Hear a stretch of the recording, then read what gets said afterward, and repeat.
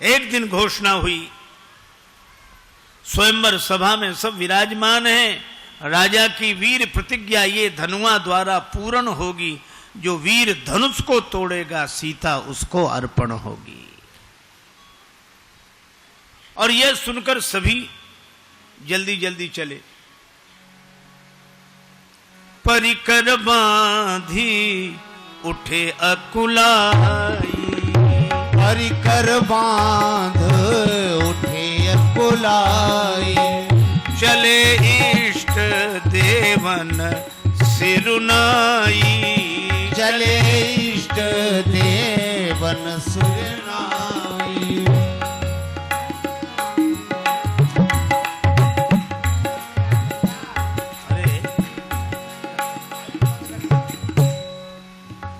चले इष्ट देवन सिरुनाई, चले इष्ट देवन सिरुनाई।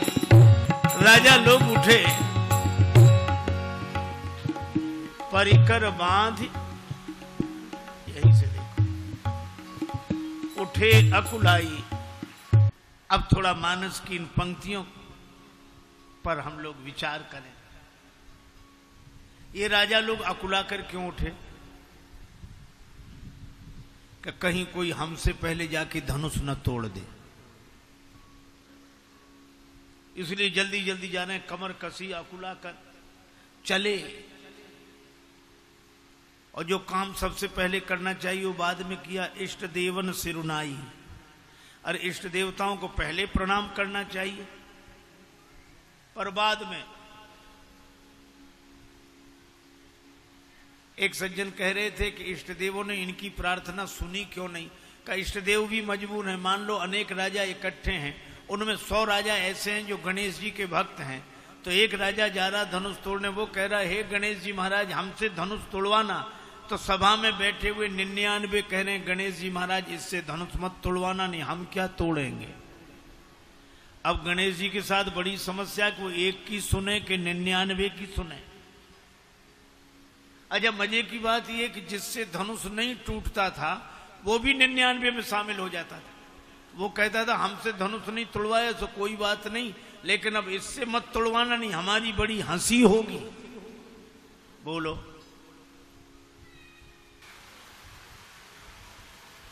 धनुष टूटे तो हमसे ही टूटे, कहीं किसी दूसरे से न टूट जाए।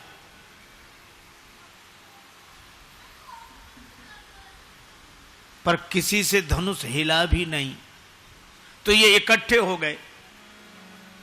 इकट्ठे कितने हुए? 10,000 राजा इकट्ठे हुए। अच्छा, अब जरा विचार करना आप, 10,000 राजा ये इकट्ठे हुए कि एक हैं? देखो, इकट्ठे होना अलग बात है, एक होना अलग बात है। मान लो 10,000 राजा मिलकर धनुष तोड़ देते तो विवाह किसका होता? विवाह तो किसी एक का ही होता कि नहीं?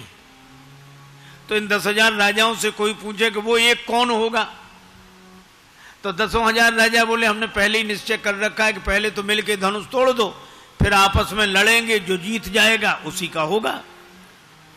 अब आप विचार करो, जिन्होंने पहले ही ये निश्चय कर रखा हो कि बाद में तो लड़ना ही है, ऐसे संगठन से समाज का कल्याण होगा? ये इकट्ठे हैं, एक नहीं। और मैं कहता हूं कि भगवान की कथा में हम लोग इकट्ठे होकर आए हैं, और जब भगवान की कथा सुनकर जाएं तो एक होकर लौटें, यही सत्संग की सार्थकता है। हम इकट्ठे होकर तो आए हैं और एक होकर लौटे।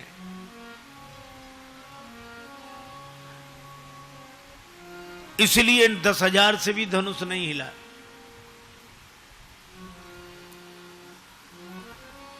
तब वयोवृद्ध, देखो राम कथा तो दर्पण है, प्रत्येक युग का सत्य दिखाई देता है। वयोवृद्ध महाराज जनक ने देखा कि समाज की समस्या का समाधान जब युवा शक्ति जागृत होगी तब होगा।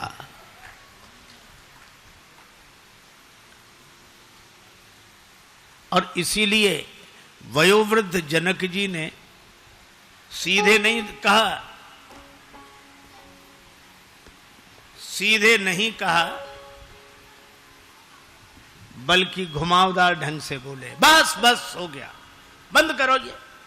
अब जनी को माखे भटमानी, कोई अभिमान न करे कि हम वीर हैं, हमने समझ लिया वीर विहीन मही में जानी, पृथ्वी वीरों से रहित हो गई। और ये कहकर देखा कि इधर लक्ष्मण जी की तरफ के असर हो रहा है कि नहीं, क्योंकि अगर लक्ष्मण जी खड़े हो जाएंगे तो राम जी खड़े हो जाएंगे। तो लक्ष्मण जी तो छोटे भैया हैं, राम जी बड़े भैया हैं, छोटे भैया के खड़े होने से बड़े भैया क्यों खड़े होंगे? कहीं इनका एक संबंध और है, लक्ष्मण जी का चरित्र है डंडे के समान और राम जी का चरित्र है झंडे के समान। अगर डंडा खड़ा हो गया तो झंडा अपने आप लहरा जाएगा, अगर युवक खड़ा हो गया तो भगवान की सहायता होगी। श्री स्वामी विवेकानंद जी ने कहा कि ईश्वर उन्हीं की सहायता करता है जो अपनी सहायता स्वयं करते हैं। हमें जागना चाहिए। और जनक जी ने कहा कोई अभिमान न करे कि हम वीर हैं, और जिसके लिए कहा उसकी तरफ देखा। अब जनी को माखे भटमानी, लेकिन हा लक्ष्मण जी पर असर हुआ। कैसे? जनक जी कह रहे थे अब जनी को माखे भटमानी, और लक्ष्मण जी ने क्या कहा? क्यों न करे अभिमान, हम करते हैं। माखे लखन,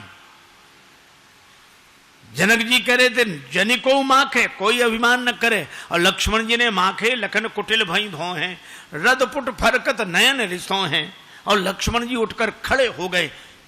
तो जो जनक जी ने देखा समझ गए कि काम बन गया, क्योंकि जनक जी का जो क्रोध है वो बाहरी है, भीतरी नहीं है। और जब नहीं रहा गया तो नाई राम पद कमल सिर बोले गिरा प्रमाण, राम जी के चरणों में प्रणाम किया, फिर बोले सुनहु भानुकुल, सुनहु भानुकुल पंकज भानु, सुनहु भानुकुल पंकज भानु, सुनहु भानुकुल पंकज भानु, कहूं सुभावन कछु अभिमानु, सुभावन कछु अभिमानु, रघुवंशिन मह जहाँ को होई, तेहि समाज यस कहि न कोई, सुनो भानुकुल पंकज भानु, सुनहु भानुकुल पंकज भानु, सुनहु भानुकुल पंकज।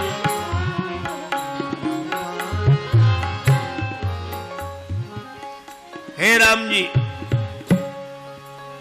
रघुवंशी वीरों में जहां कोई एक बैठा होता है कोई ऐसे नहीं बोलता, कहीं जनक जैसा अनुचित बानी। इन जनक ने ऐसी अनुचित बात कही है। राम जी ने कहा कि तुम कौन सी उचित बात कह रहे हो? जनक जी वयोवृद्ध हैं, और वयोवृद्ध का जवाब विश्वामित्र जी देते, गुरु जी देते तो ठीक लगता, पर तुम बालक होकर। और जनक जी, लक्ष्मण जी ने कहा यहां वृद्ध और युवक की बात नहीं, लोक कल्याण के कार्य में जहां जिसकी भूमिका है वही बोले तब बात ठीक रहती है।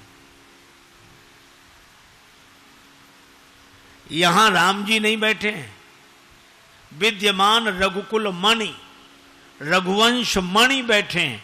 आप हैं रघुवंश की मणि, और लक्ष्मण जी बोले हम हैं फणी। शेष सहस्त्र शीस जग कारण, जो अवतर्यो भूमि भय टारण।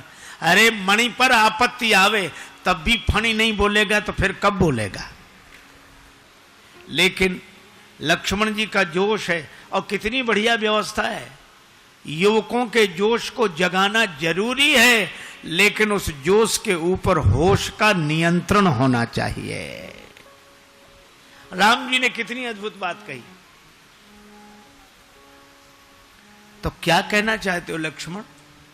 लक्ष्मण जी ने कहा अगर आपकी आज्ञा मिल जाए तो धनुष की कौन कहे, अगर आपकी आज्ञा मिल जाए तो गेंद के समान ब्रह्मांड को उठा ले। जब लक्ष्मण जी ने यह कहा तो सभा में बैठे राजा कांप गए। एक राजा ने कहा सुन रहे हो क्या? बोला अब तो ब्रह्मांड ही उठ रहा है। तो दूसरा राजा बोला अपना क्या होगा? तीसरा बोला जो सबका होगा सब अपना होगा, कौन ब्रह्मांड में अपना अकेले ही उठेंगे। तब तक लक्ष्मण जी कुछ कह रहे थे। एक राजा बोला हमने पहले ही कही थी कि घर चलो, तुम ही बैठे रहे यहां तमाशा देखने। और जनक जी भी कह रहे थे तजऊ आज आस निज निज गृह जाहू। चौथा राजा बोला क्यों रे तेरा घर कोई ब्रह्मांड से बाहर है। पांचवा बोला यहां तो सब इकट्ठे हैं। एक राजा बोला कि उठाएंगे तो उठ जाएंगे, रखेंगे तो फिर जहां के तहां आ जाएंगे। लक्ष्मण जी बोले रखूंगा नहीं, काचे घट जिम डारों फोरी सकऊं मेरु मूलक इव तोरी, कच्चे घड़े के समान फोड़ डालूंगा। अरे ब्रह्मांड कोई फोड़ डालोगे तो हम सबकी क्या दशा होगी। लक्ष्मण जी बोले चिंता नहीं, बनाने वाले भी बगल में ही बैठे हैं। लव निमेष ब्रह्मांड निकाया रचई जासु अनुशासन माया। और यहां एक संकेत बड़ा अच्छा है, काचे घट जिम, कच्चे घड़े के समान फोड़ डालेंगे। कच्चे घड़े की उपमा क्यों दी? क्योंकि कच्चा घड़ा फूट भी जाए तो दोबारा बन जाता है, और पक्का घड़ा एक बार फूटा टूट फूट जाएगा, बन नहीं सकता। तो शिष्य को तो कच्चे घड़े की तरह होना चाहिए। गुरुदेव जैसा बनाएंगे वैसे ही बन जाएंगे। किसी ने कहा कि ब्रह्मांड की बात नहीं, धनुष की बात हो रही है। लक्ष्मण जी बोले कमल नाल जिमी चाप चढ़ावो, कमल नाल जिमी चाप, कमल नाल जिमी चाप,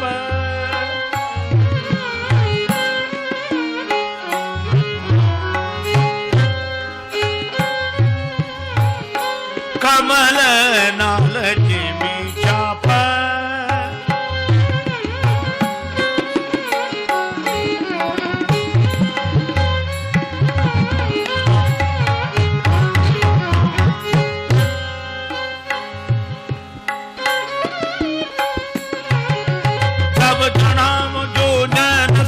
प्रमाण ले धाम चाप चाप चाप।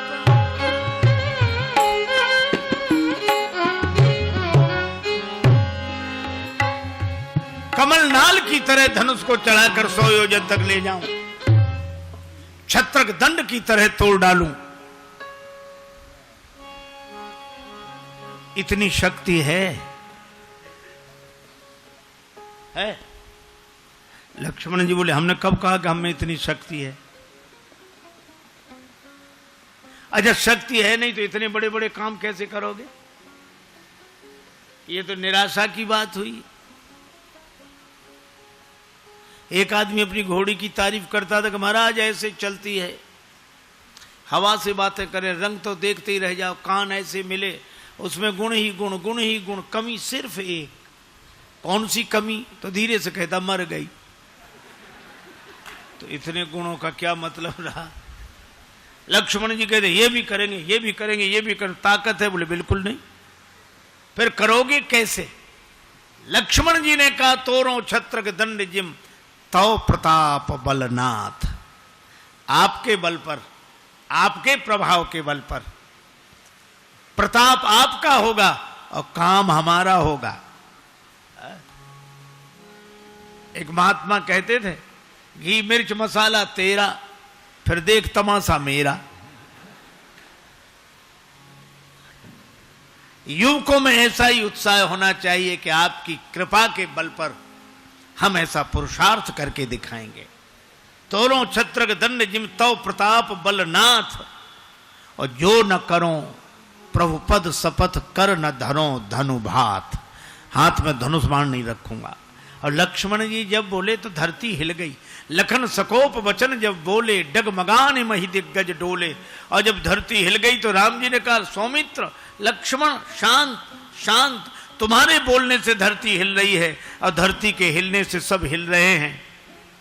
तुम्हारे बोलने से धरती हिल रही है और धरती के हिलने से सब हिल रहे हैं।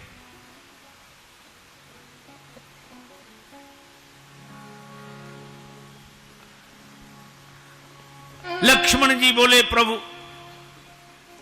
सब तो हिल रहे हैं लेकिन अभी दो नहीं हिल रहे हैं। दो कौन नहीं हिल रहे हैं?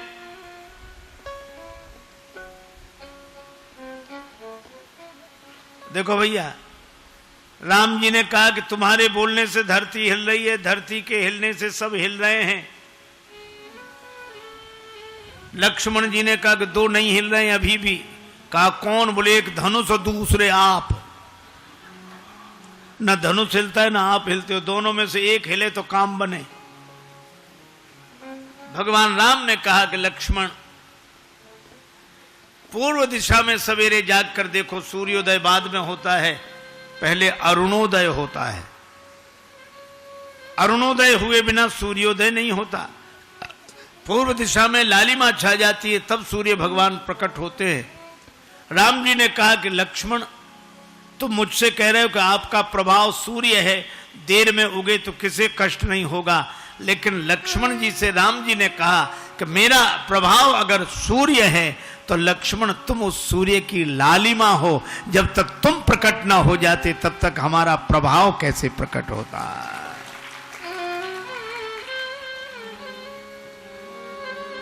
और मानो लक्ष्मण जी ऐसे युवक हैं जो लालिमा की तरह है, और जब लालिमा प्रकट होती है तभी राष्ट्र का अरुणोदय होता है। और जब ऐसा समय देखा विश्वामित्र जी ने, तब तुलसीदास जी कहते हैं अगर राम जी धनुष तोड़ दो। अब राम जी ने जो सुना, न हर्ष है न विषाद है, सुन गुरु वचन चरण सिरनावा, हरस विषाद न कछूर आवा। क्योंकि राम जी जानते धनुष टूट गया, गुरु जी के निश्चय में तो टूट गया और गुरु जी के संकल्प में टूट गया। अब मुझे तो केवल जाकर हाथ लगाना है। और मुझे लगता है कि कार्य करने वाले युवकों में यही भावना होनी चाहिए कि हमें तो हाथ लगाना है। राम जी चले, और कैसे जा रहे हैं? सहज ही चले सकल जग स्वामी, मनहु मंजुवर कुंजर गामी। मत वाले हाथी की तरह झूमते हुए जा रहे हैं, हाथी की तरह है? जानकी जी सबसे प्रार्थना करती हैं,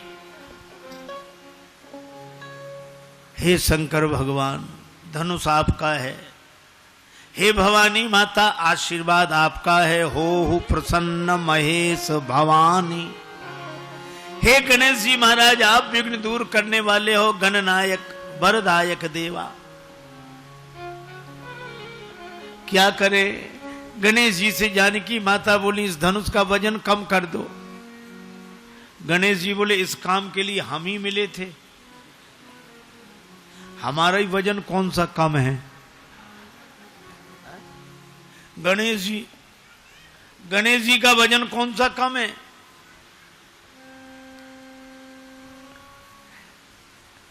पर जानकी जी ने कहा आप वजन कम करने की कला में कुशल है।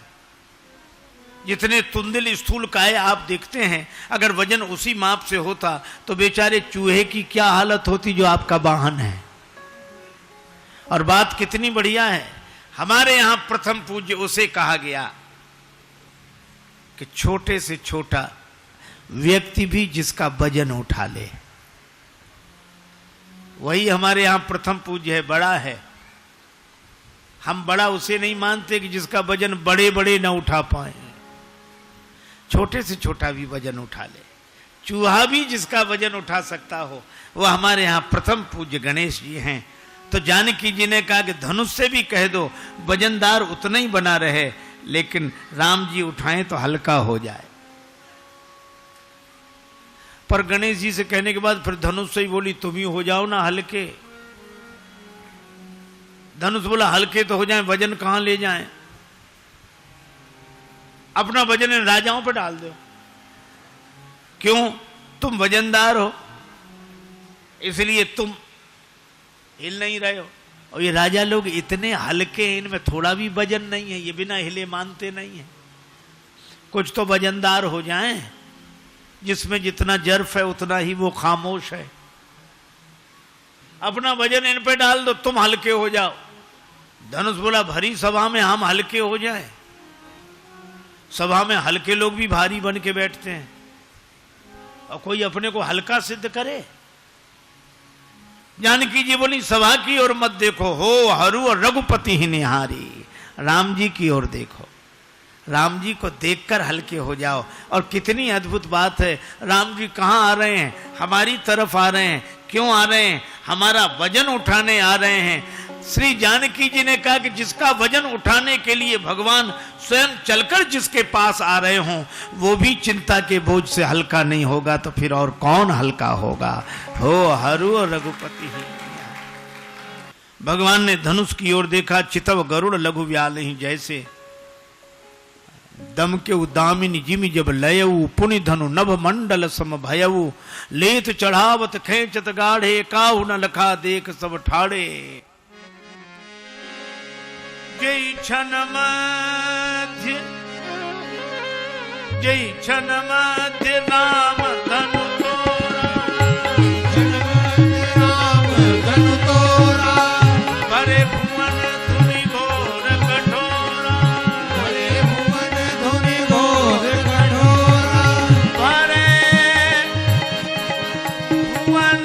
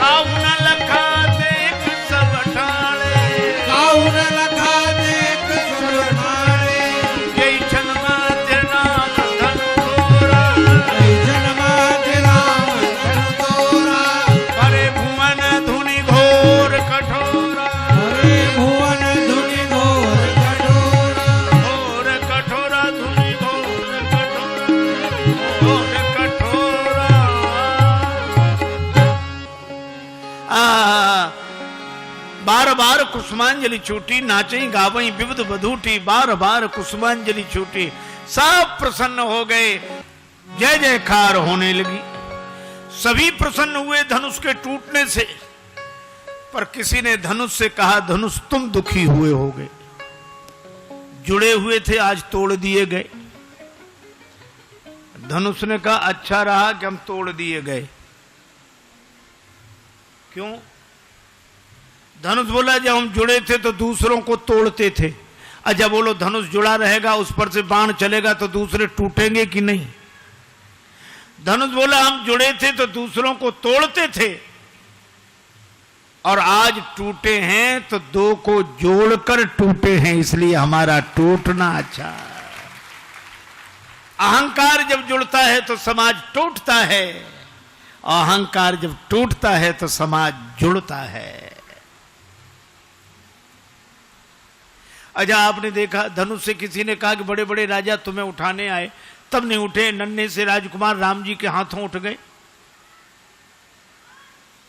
धनुष ने कहा कि हम उठे भी तो राम जी के हाथों में उठे, अर्थात अगर अपनी उन्नति हो तो उन्नति के पीछे भगवान का हाथ देखे। बोले ऐसा उठना किस काम का कि गिर गए? बोले गिरे भी तो राम जी के चरणों में गिरे। गिरना हो तो राम जी के चरणों में गिरो, और अगर उत्थान हो तो भगवान की कृपा का हाथ देखो। लेकिन भगवान ने तुम्हें ऊपर उठाकर नीचे क्यों गिराया?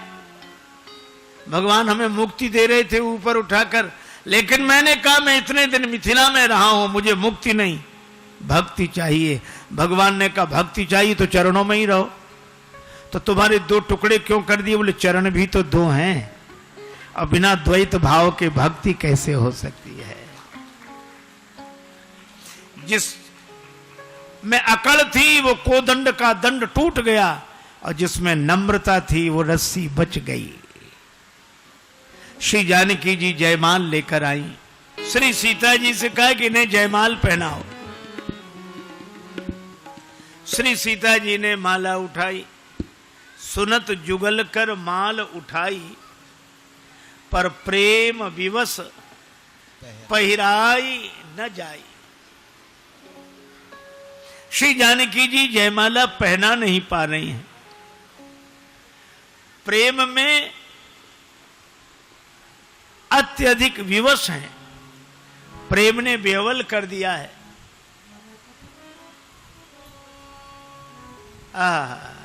श्री जानकी जी जयमाल पहना नहीं पा रही है। एक सखी ने राम जी से कहा कि थोड़ा आप सिर झुका दो, लली हमारी तनिक सी लला ने को झुक जाओ।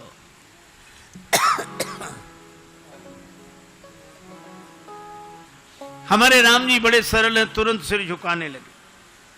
एक सखी बोली बहन गजब हो गया, आज तक किसी रघुवंशी वीर का सिर भरी सभा में झुकाओ ऐसा सुना भी नहीं गया, आज तो देख रहे हैं कि झुक रहा है।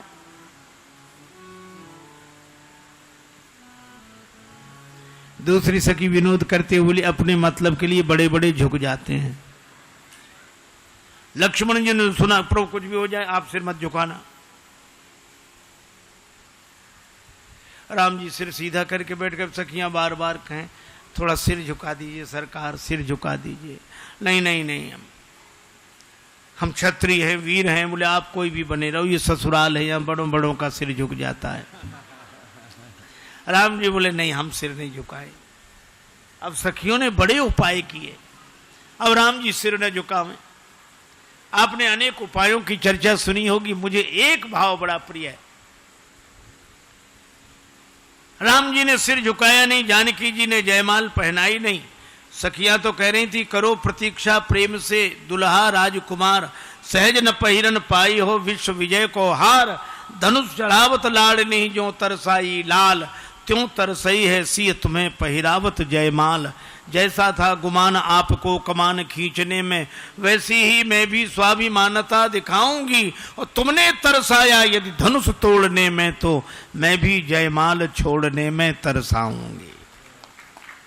युगल सरकार का विनोद लग रहा है भक्तों को, पर सखियों ने एक उपाय सोचा कि सिर झुका नहीं रहे, झूठे ही गाने लगे। गावई छवि अवलोकी सहे, गावई छवि अवलोक सहे,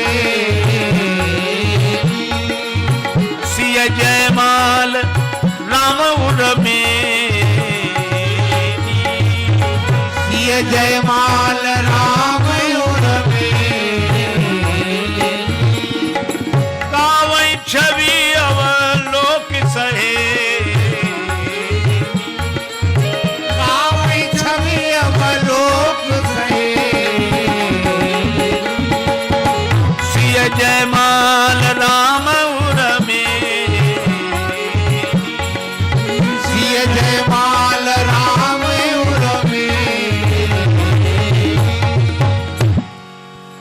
श्री सियाजू ने जयमाल डाल दी राम जी के गले में। अब राम जी बड़े हैरान, हमने सिर नहीं झुकाया तो जयमाल गिर कैसे गई, और जयमाल गिरी ना होती तो सखियां गाती कैसे, जरूर गिर गई है। अब राम जी ने सोचा गिरी है कि नहीं, अब गले में माला गिरी है कि नहीं ये देखने कैसे देखोगे, ऐसे तो देखेगा नहीं कोई। गले में माला गिरी है कि नहीं ये देखने के लिए जैसे ही राम जी ने सिर झुकाया, वैसे ही सिय जयमाल राम उर्मेली, सिय जयमाल राम उर्मे,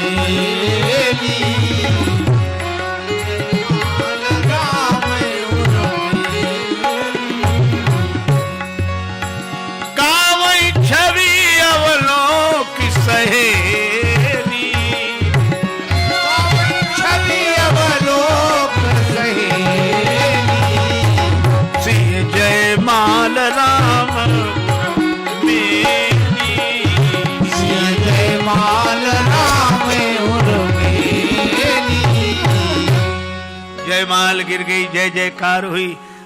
कोई कहे धन्य है श्री जानकी जी, कोई कहे धन्य है श्री राम जी, लेकिन जनकपुर वासी कहते न सीता जी धन्य न राम जी धन्य, धन्य तो हम लोग हैं। हम सब सकल सुकृत के राशि, भय जग जनम जनकपुर वासी। राम जी को सीता जी मिल गई हैं, पर राम जी को राम जी नहीं मिले। सीता जी को राम जी मिल गए, पर सीता जी को सीता जी नहीं मिली। पर हमें तो युगल सरकार का दर्शन हो रहा है। भगवान श्री सीता राम जी हमारे हृदय में रहें, यही इस कथा का उद्देश्य है। हरि व्यापक सर्वत्र समाना, प्रेम ते प्रगट हो ही मैं जाना। इसी के साथ यह वाक्य पुष्पांजलि भगवान श्री सीता राम जी के चरण कमलों में अर्पित करते हुए चर्चा को विराम।